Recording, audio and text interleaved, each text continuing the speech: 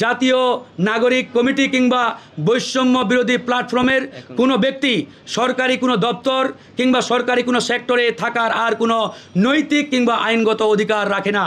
যারা ইতিমধ্যে নিয়োগ পেয়েছে বা নিয়োগ দেওয়া হয়েছে তাদেরকে অনতি বিলম্বে প্রত্যেকটি সেক্টর এবং প্রত্যেকটি জায়গা থেকে বহিষ্কার করতে হবে, তাদেরকে অব্যাহতি দিতে হবে, অথবা তারা নিজেরাই পদত্যাগ করলে সেটি দেশ ও জাতির জন্য মঙ্গল।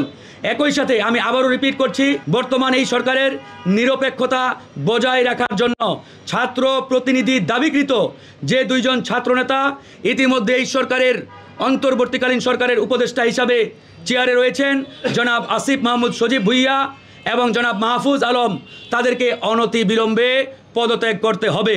তারা যদি পদত্যাগ না করে তাহলে গণ অধিকার পরিষদ অন্যান্য সকল রাজনৈতিক দল এবং বিপ্লবের পক্ষের শক্তিগুলোকে নিয়ে অতি দ্রুত কঠোর কর্মসূচি ঘোষণা করবে।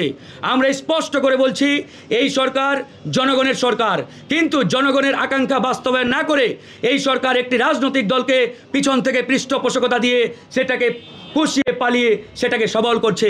এখান থেকেই আমাদের সংশয় সন্দেহের উদ্রেক হয়েছে যে এই সরকারকে কোনো রাজনৈতিক দল গঠনের জন্য জনগণ চেয়ারে বসায় নাই।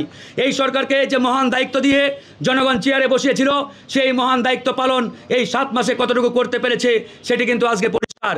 সুতরাং আমরা সরকারের কাছে আহ্বান জানাবো, এই সরকার যদি জনগণের আকাঙ্ক্ষা বাস্তবায়ন না করে তাহলে এই সরকারের বিরুদ্ধেও কিন্তু জনগণ দাঁড়াবে। আজকে নিরপেক্ষ নির্বাচন এই সরকারের অধীনে হবে কিনা সেই প্রশ্নেও রাজনৈতিক মহল এবং জনগণের মধ্যে দেখা দিয়েছে। কারণ এই সরকারের এই 7 মাসের যে কর্মকাণ্ড, এই কর্মকাণ্ড এটাই প্রমাণ করে যে এই সরকার নির্দিষ্ট একটি দলের পক্ষে নগ্নভাবে যে পক্ষপাতিত্ব অবলম্বন করেছে, সেই জায়গা থেকে তাদের মাধ্যমে নিরপেক্ষ নির্বাচন আশা করাটা অনেক দুরূহ। সেই জায়গা থেকে আমরা পরিষ্কারভাবে বলছি, ডক্টর মোহাম্মদ ইউনূসকে নিয়ে আমাদের কোনো আপত্তি নেই, তিনি এদেশের সম্পদ, আমরা তাকে স্যালুট জানাই। কিন্তু প্রশ্ন হচ্ছে, ডক্টর মোহাম্মদ ইউনূসের চতুর্দিকে যারা রয়েছেন এরা এক একটা আওয়ামী এজেন্ডাধারী, আওয়ামী দালাল, এবং এরা নানাভাবে আওয়ামী লীগের কাছ থেকে সুযোগ সুবিধা নিয়ে এই সরকারের যে ছাত্র উপদেষ্টারা ইতিমধ্যে রাজনৈতিক দল গঠন করেছেন তাদেরকে নানাভাবে তারা পৃষ্ঠপোষকতা করছেন। আমরা এটাও শুনেছি আওয়ামী বড় বড় ব্যবসায়ীদের কাছ থেকে মোটা অঙ্কের টাকা নিয়ে আসার জন্য এই সরকারের 2 থেকে 3 জন উপদেষ্টা অত্যন্ত ঘনিষ্ঠভাবে কাজ করছেন। সেই 2 থেকে 3 জন উপদেষ্টা কারা তারা আপনারা ইতিমধ্যে জানেন, সেটা সোশ্যাল মিডিয়া এবং গণমাধ্যমে অনেকবার নামগুলো উঠে আসছে। আমরা নামগুলো বলতে চাই না, আমরা গণমাধ্যম বন্ধুদের বলবো আপনারা সেই 2-3 জন উপদেষ্টার নামগুলো বের করে নিয়ে আসার চেষ্টা করুন। আমরাও দেখতে চাই, জাতীয় দেখুক কারা এই সরকারের চেয়ারে বসে 2000 ছাত্র জনতার রক্ত সোনাত যে চেয়ার, যে উপদেষ্টা পরিষদ, এই উপদেষ্টা পরিষদের চেয়ারে বসে আওয়ামী ব্যবসায়ীদের কাছ থেকে শত কোটি টাকা এনে সরকারি পৃষ্ঠপোষকতায় দল গঠনের পিছনে সেটাকে বিনিয়োগ করবে, ঢালবে, এটা এই দেশের জনগণ মেনে নেবে না।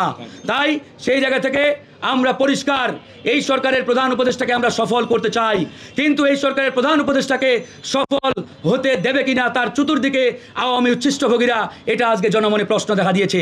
যাই হোক, আমি কথা শেষ করব, আমি আবারও রিপিট, একটাই বাক্য, একটাই দাবি, একটাই আহ্বান জানিয়ে শেষ করব। গণ অধিকার পরিষদের পরিষ্কার দাবি, আগামী 15 দিনের মধ্যে বর্তমান সরকারের ছাত্র প্রতিনিধি খ্যাত যারা নিজেরাই দাবি করছে, জনগণ মনে করছে না, জনাব আসিফ মাহমুদ সজীব ভুইয়া এবং মাহফুজ আলমকে পদত্যাগ করতে হবে। তারা যদি আগামী 15 দিনের মধ্যে পদত্যাগ না করে এবং ডক্টর মোহাম্মদ ইউনূসের সরকার এ বিষয়ে যদি কার্যকর কোনো উদ্যোগ না গ্রহণ করে তাহলে জনগণকে সাথে নিয়ে এবং বিপ্লবের পক্ষের সকল শক্তিকে নিয়ে গণ অধিকার পরিষদ কঠোর কর্মসূচি ঘোষণা করতে বাধ্য হবে। এমনকি আমরা যমুনা ঘেরাওয়েরও কর্মসূচি দেব ইনশাআল্লাহ।